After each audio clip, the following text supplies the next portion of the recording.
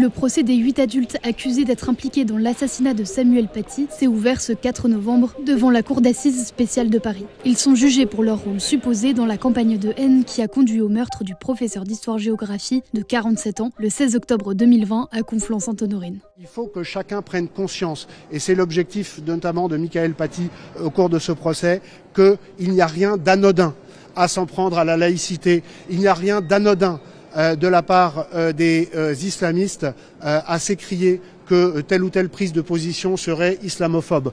Traiter un professeur dans la France d'aujourd'hui d'islamophobie, c'est l'exposer au risque de le voir décapité, comme l'a été Samuel Paty, ou égorgé, comme l'a été malheureusement Dominique Bernard un peu après. Il faut que chacun comprenne que ce qui se joue aujourd'hui, au-delà de l'aspect strictement criminel qui sera jugé par la cour d'assises, c'est la prise de conscience du risque de déstabilisation par la violence de notre société au nom de l'islamisme. Parmi les accusés, il y a 2 jeunes amis du meurtrier Abdoulak Anzorov qui répondront de complicité d'assassinat terroriste, un crime passible de la réclusion criminelle à perpétuité. Les 6 autres accusés sont jugés pour participation à une association de malfaiteurs terroristes criminels, un crime passible de 30 ans de réclusion criminelle. Brahim Snina figure parmi eux. C'est le père de la collégienne de 13 ans qui avait menti en affirmant que Samuel Paty avait demandé aux élèves musulmans de quitter sa classe avant de montrer des caricatures de Mahomet. Lui et un autre accusé, Abdelhakim Sefrioui, sont soupçonnés d'avoir massivement relayé de fausses informations sur les réseaux sociaux et d'avoir désigné Samuel Paty comme une cible.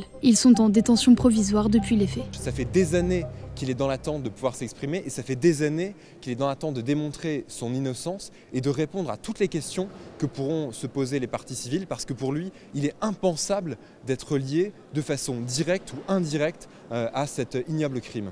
La fille de Brahim Snina et 5 autres ex-collégiens ont été condamnés l'automne dernier à des peines allant de 14 mois avec sursis à 2 ans de prison, dont 6 mois fermes, à l'issue d'un procès à huis clos devant le tribunal pour enfants.